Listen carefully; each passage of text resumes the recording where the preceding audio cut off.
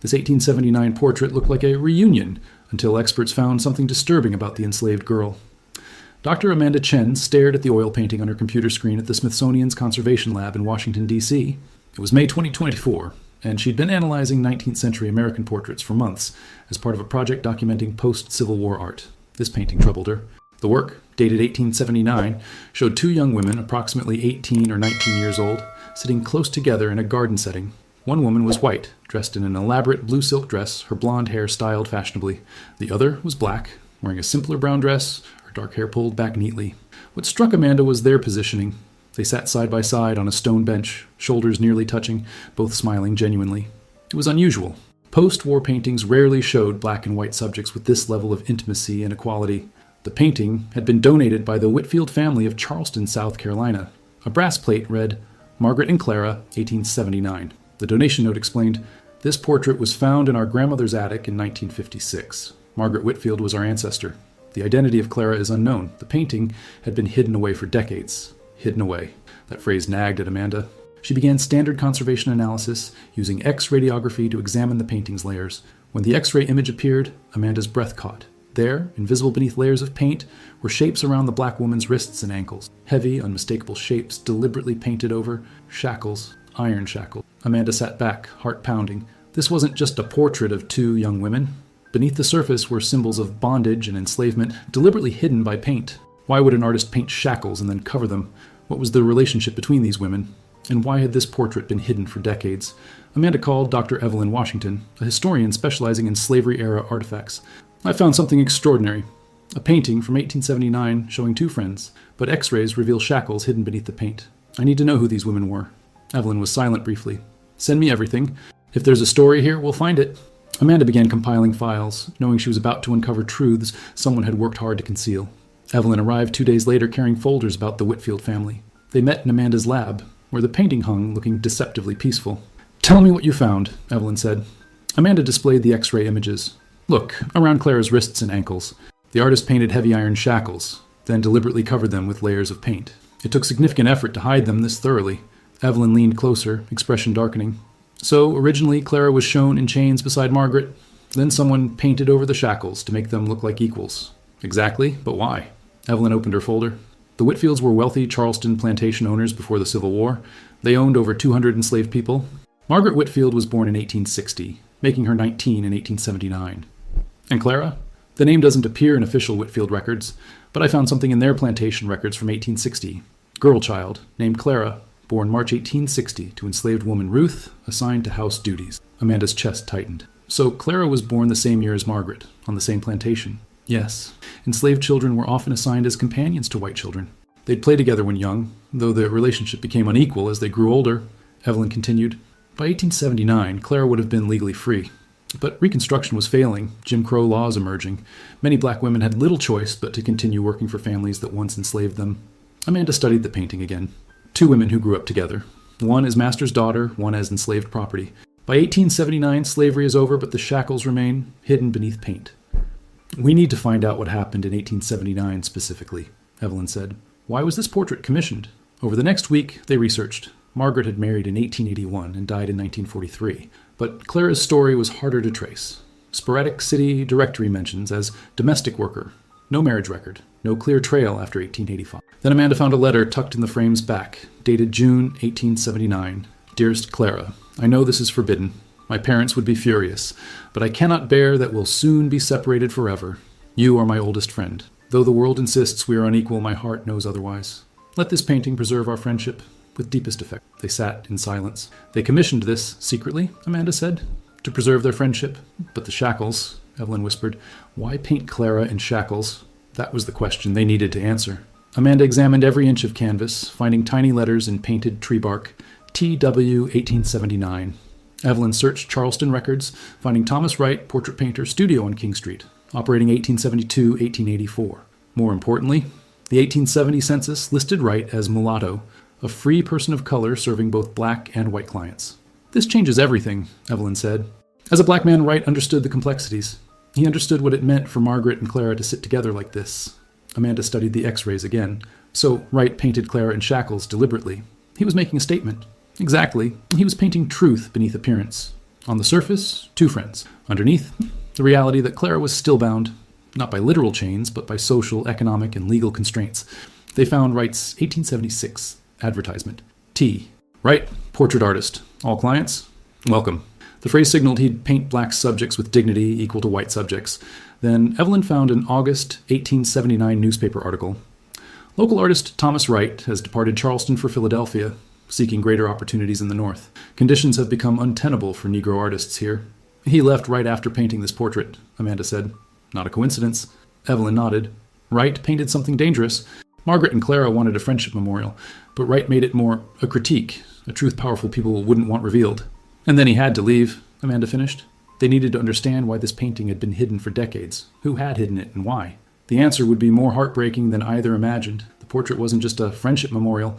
It was evidence of a tragedy the Whitfield family had worked hard to erase from history. Now, 145 years later, that tragedy was finally going to be revealed. Evelyn knew that understanding this painting required finding Clara's own words, letters, diary entries, anything documenting her perspective. She contacted the Avery Research Center in Charleston, which specialized in African American history. Their archivist, Marcus, was intrigued by the story and began searching their collections. 3 weeks later, Marcus called with news. We found something extraordinary. A collection of letters written by formerly enslaved women, donated in the 1930s by a black church. Among them are several letters written by someone named Clara, dated between 1877 and 1880. Evelyn flew to Charleston immediately. The letters were fragile, written in careful handwriting on cheap paper, the only kind Clara could afford. One letter, dated May 1879, was addressed to Margaret. Dear Margaret, I received your message about the portrait. I don't know if this is wise. Your parents would be furious if they discovered we still meet in secret. But I confess my heart leaps at the thought of sitting beside you once more as we did as children, before the world taught us we were meant to be separate. I will come. I will sit beside you one final time. Perhaps the painting will prove that what we felt was real, even if no one else understands. Your friend always, Clara. Evelyn's hands trembled reading it. This confirmed that Margaret and Clara had arranged the portrait secretly against Margaret's parents' wishes. Another letter, dated July 1879, after the portrait was painted, revealed something darker. Dear Margaret, I cannot see you anymore. Your father discovered our portrait. He came to where I work, threatened me, said terrible things. He says if I ever approach you again, he will ensure I am arrested, that I will be sent to prison or worse. I know you tried to protect me, but we were foolish to think we could preserve our friendship. The world will not allow it. Please do not try to find me. It will only bring more trouble. I must disappear for both our sakes. Remember me kindly. Clara? Evelyn felt sick. Richard Whitfield had discovered the portrait and threatened Clara to force her away from his daughter. She found one final letter, undated, but written in shakier handwriting. To whoever finds this, my name is Clara. I was born enslaved on the Whitfield plantation in 1860. Margaret Whitfield was my friend from childhood. We grew up together, played together, shared secrets. When slavery ended, I hoped things would be different. But freedom is not freedom when you're still bound by poverty, by laws that deny you rights, by people who see you as property even without chains. Margaret tried to be my friend still, tried to preserve our bond through a portrait. But her father destroyed that dream. I left Charleston because I had no choice. I write this so someone will know that I existed, that my friendship with Margaret was real, that I was more than what they tried to make me. Clara. These letters changed everything. This wasn't just about a hidden portrait. It was about two young women whose childhood friendship had been destroyed by racism, and a father who couldn't accept his daughter caring for a formerly enslaved woman. Evelyn shared the letters with Amanda, who sat in silence after reading them. The shackles in the painting, Amanda said quietly. Wright painted them because Clara was still shackled. By poverty, by Jim Crow, by men like Richard Whitfield, who would threaten and intimidate to maintain racial hierarchy. And Margaret knew it, Evelyn added.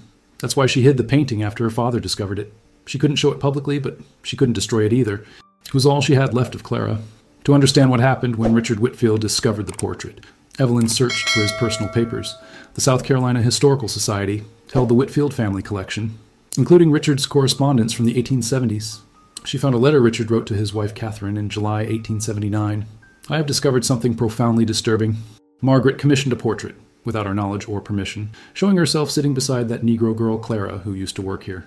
They are positioned as equals, as friends. The artist, some mulatto from King Street, has created an abomination that suggests our daughter sees herself as equal to former slaves. I have dealt with the situation. I located Clara and made clear that any further contact with Margaret will result in severe consequences. I have also ensured the artist has left Charleston. The portrait will be destroyed. But the portrait hadn't been destroyed. Why? Evelyn found the answer in Catherine Whitfield's diary from August 1879. Richard demands I destroy Margaret's portrait. He says it is disgraceful, that it shows improper affection between our daughter and a Negro. But I cannot do it. I watched Margaret and Clara grow up together. Before the war, before everything changed, they were like sisters. I know the world says it was wrong, that Margaret should never have cared for a slave child as she did, but they were children, innocent of the divisions we adults created. Margaret has been heartbroken since Richard drove Clara away. This portrait is all she has left. I cannot destroy it. I have hidden it in the attic instead. Perhaps someday, when these bitter times have passed, it can be understood for what it truly is. A testament to a friendship that society would not allow. Catherine had saved the painting. Despite her husband's orders, despite the social pressure, she'd preserved this evidence of her daughter's love for Clara. Evelyn shared this discovery with Amanda. Catherine Whitfield was complicit in slavery, benefited from it her entire life. But even she couldn't bring herself to destroy this painting. What happened to Margaret after Clara left? Amanda asked. Evelyn had found that too. Margaret married in 1881 to a man her father chose. She had 3 children, lived conventionally.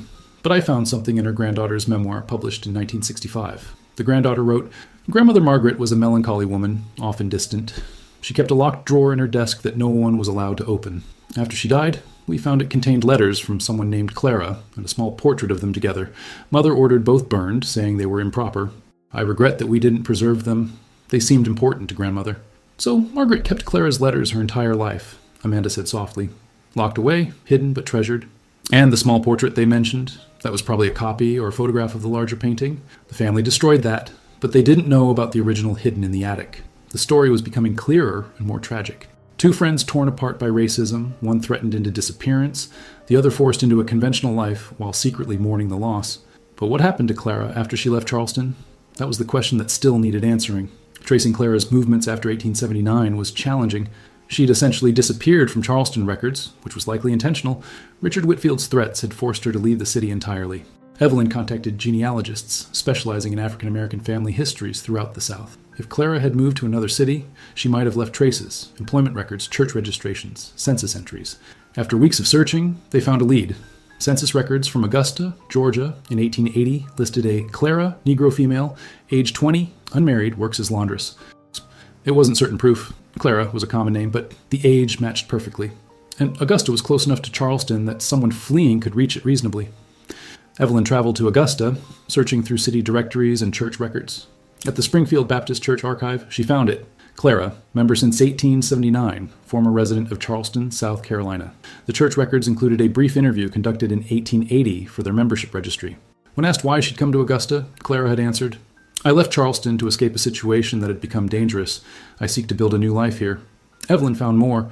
Clara had worked as a laundress in Augusta for 6 years, living in a boarding house for unmarried black women. She had attended church regularly, participated in mutual aid societies, helping other formerly enslaved people. Then, in 1885, Clara's name appeared in marriage records.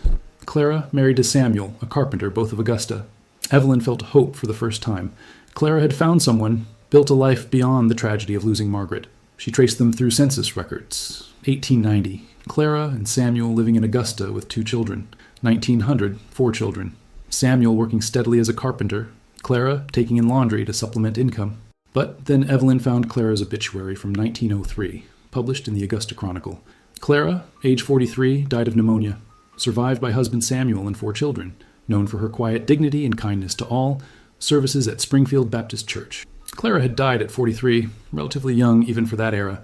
The obituary was brief, mentioning nothing of her childhood, nothing of Charleston, nothing of Margaret. But Evelyn found one more document. A letter from Samuel written to Springfield Baptist Church in 1904, donating his wife's few personal possessions to the church's historical collection. My wife Clara rarely spoke of her childhood in Charleston. She said those memories were too painful. But before she died, she told me about a friend from her youth, a white girl named Margaret who had been kind to her when kindness was rare.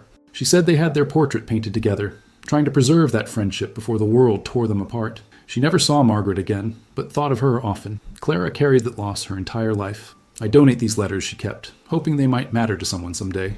Those were the letters Evelyn had found in the Avery Research Center. Clara had kept them until her death, and Samuel had preserved them. Clara had built a life, married, had children, found some measure of peace, but she'd carried the loss of Margaret forever. A childhood friendship destroyed by racism, a bond that society refused to allow. Evelyn returned to Washington with this information. Now they had both sides of the story. Margaret, forced into a conventional life while secretly keeping Clara's letters locked away. Clara, building a new life in Augusta, but never forgetting the friend she'd lost. And between them, Hidden in an attic for decades, a portrait that captured one brief moment when they'd sat together as equals, trying to preserve something the world wouldn't allow them to keep. Amanda continued analyzing the painting with new understanding. Using infrared reflectography, she could see even more details beneath the surface layers. The shackles around Clara's wrists weren't just symbolic. They were painted with extraordinary detail, suggesting Wright had seen real shackles up close, understood their weight and mechanism. But there was something else, Amanda discovered. Faint lettering beneath the paint layers, hidden in the shadows of the painted garden. She enhanced the image, adjusting contrast until words emerged. Though the chains are hidden, they remain. 1879. Wright had written this message beneath the paint, knowing it would be invisible but permanently part of the painting's truth. Amanda also found that Wright had painted tears on Clara's face originally, tiny tears at the corners of her eyes, then painted over them to make her expression appear happy. The X-rays showed those hidden tears clearly. He painted the truth first, Amanda explained to Evelyn. Clara sitting beside Margaret, shackled and crying. Then he painted over it to create the version they could actually keep. Two friends smiling together, but the truth remained underneath, permanent. "It's brilliant and heartbreaking," Evelyn said. Wright gave them the painting they wanted while preserving the reality beneath it. They researched Thomas Wright further, finding he'd settled in Philadelphia and continued painting until his death in 1891. His obituary mentioned he'd been known for portraits capturing the dignity of Negro subjects and the complex realities of freedom after slavery. Wright had painted dozens of similar works, portraits of formerly enslaved people where X-ray analysis might reveal hidden truths beneath the surface. His paintings were acts of documentation and resistance, appearing acceptable on the surface while preserving harsh realities underneath. Amanda and Evelyn decided to present their findings at a joint conference of art historians and scholars of African American history. The revelation about the hidden shackles would challenge how people understood post-Civil War portraiture. But first, they needed to do something else: find Clara's descendants. If Clara had 4 children in Augusta, those children might have had families of their own. Somewhere, Clara's great-great-grandchildren might be living, completely unaware of this story. Evelyn contacted genealogists in Augusta, providing Clara's married name and her children's names from census records. The search would take time, but if they could find Clara's family and tell them this story, it would make the discovery complete. Meanwhile, Amanda prepared the painting for exhibition. The Smithsonian wanted to display it with the X-ray images, showing the public how the shackles had been hidden beneath layers of paint, how Wright had documented a truth while appearing to create a conventional portrait. 3 months later, Evelyn received a call from a genealogist in Augusta.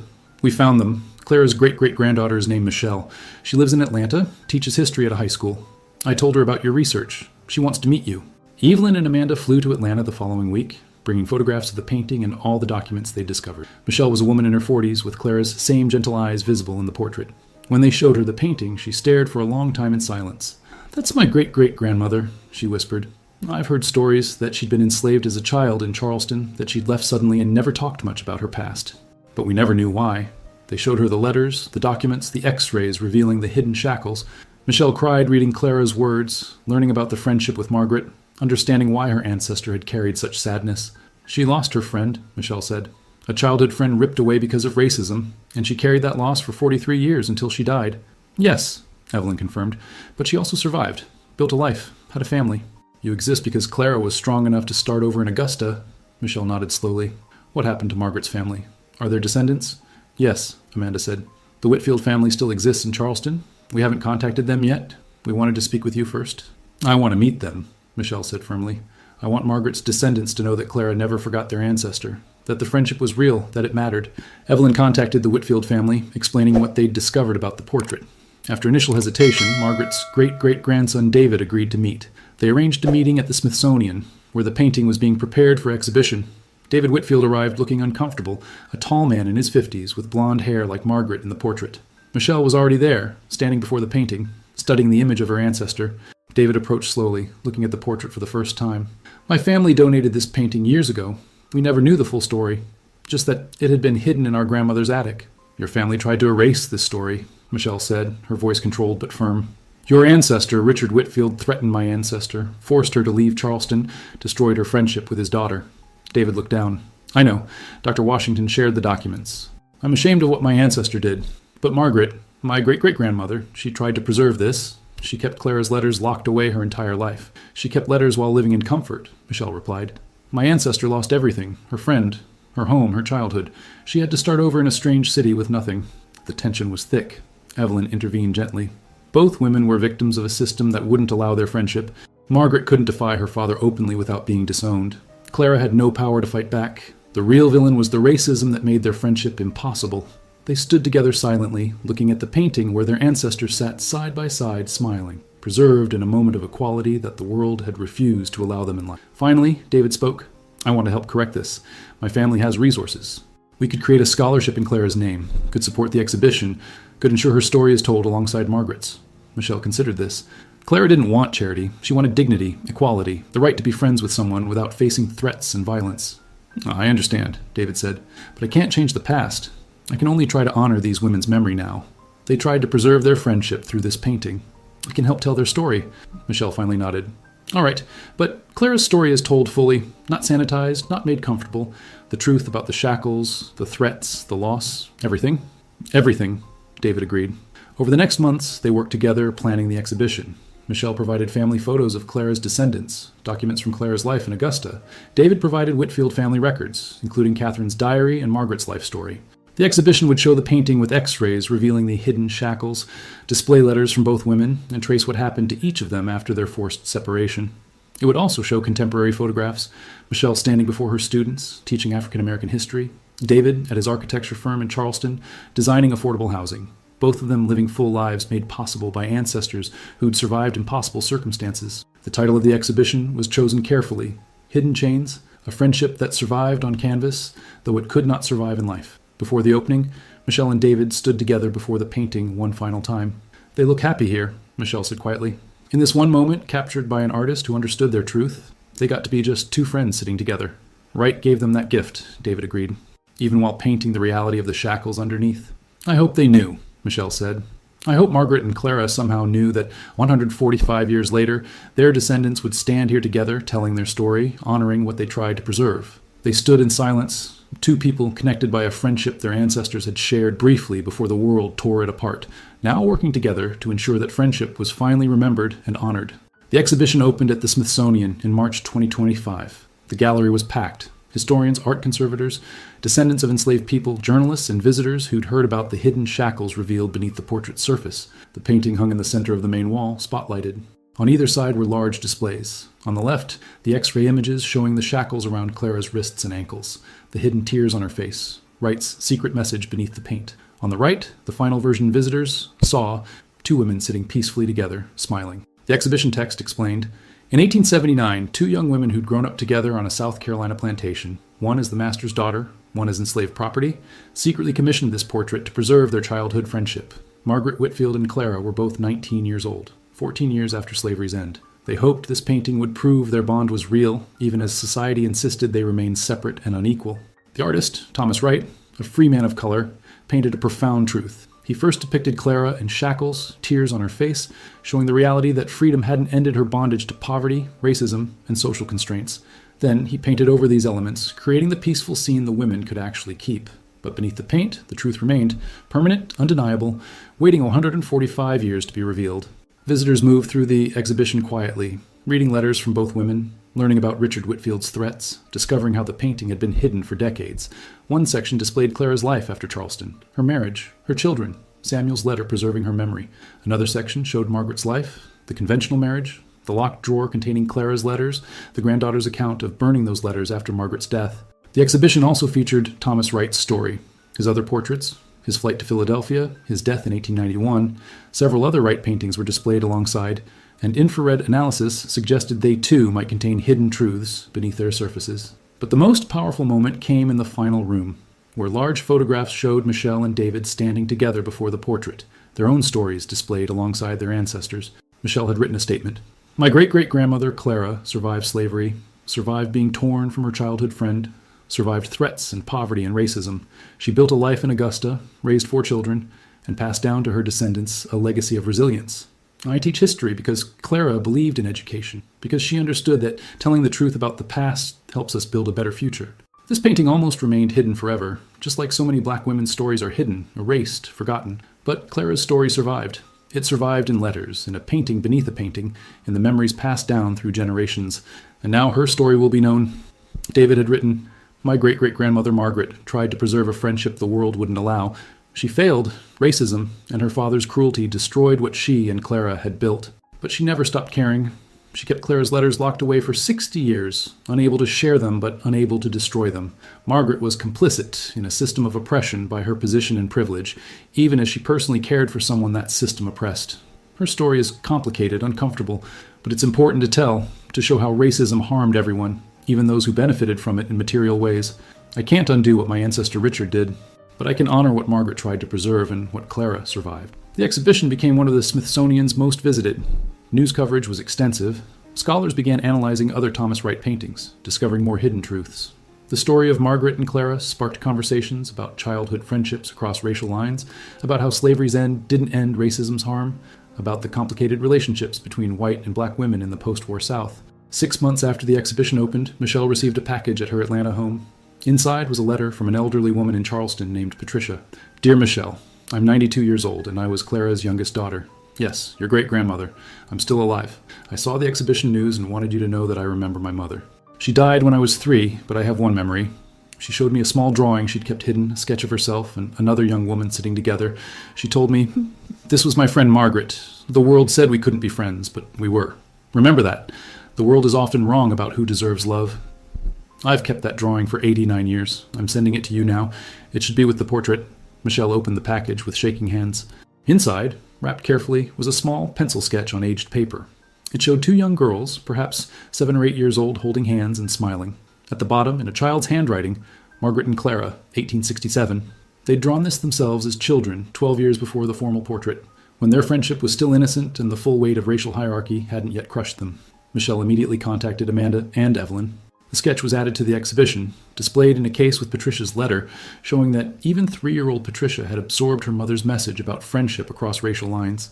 Michelle visited Patricia in Charleston. The elderly woman cried, seeing photographs of her mother's descendants. 4 generations Patricia had never met, all thriving, all educated, all carrying forward Clara's legacy. Mama would be so proud, Patricia whispered. She always said education was everything, that we had to learn and grow and never let anyone make us feel small. She learned that from her childhood, Michelle explained. Margaret taught her to read when they were children, before it was discovered and punished. That's why your mother valued education so deeply, Patricia nodded. Mama never forgot Margaret. Even at the end, she spoke about her friend from childhood. She said some friendships are so true that not even the world's cruelty can completely destroy them. The exhibition was extended another year due to popular demand. Schools brought students to see it, using Margaret and Clara's story to teach about slavery's legacy, racism's persistence, and the human capacity for connection across artificial divides. Michelle and David became friends themselves, a friendship forged through their shared work honoring their ancestors.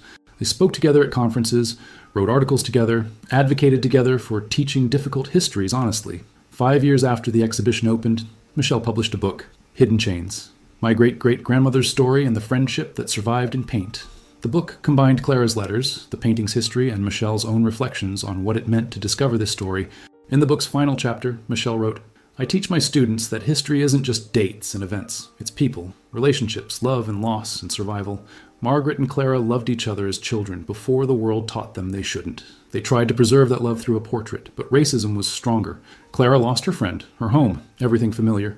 But she didn't let that loss destroy her. She built a new life, raised children, passed down stories and values that reached me 5 generations later. The shackles Thomas Wright painted weren't just historical. They represented chains that still exist in different forms. But Clara's resilience, her refusal to be defined only by what was done to her, that resilience also survives. It survives in me, in my students, in everyone who learns her story and refuses to let histories like hers be forgotten. The portrait remained at the Smithsonian, the X-rays permanently displayed beside it. Visitors from around the world came to see it, to see the friendship captured on the surface, the shackles hidden beneath, the truth Thomas Wright had preserved across 145 years. And, in Atlanta, Michelle kept Patricia's childhood sketch in her office at school, showing it to students, telling them about 2 little girls who'd held hands and drawn pictures together, not yet knowing that the world would try to tear them apart. But look, she'd tell her students, pointing at the sketch, then at photographs of the formal portrait. They fought to stay connected. Margaret commissioned that painting. Clara kept the letters. Thomas Wright painted the truth underneath. And now, all these years later, we know their story. We know they mattered. We know their friendship was real. The chains were hidden, she'd continue. But so was the resistance. So was the love. So was the truth. And truth has a way of surviving, even when buried beneath layers of paint, even when hidden in attics, even when powerful people try to erase it. Truth survives, and so do we.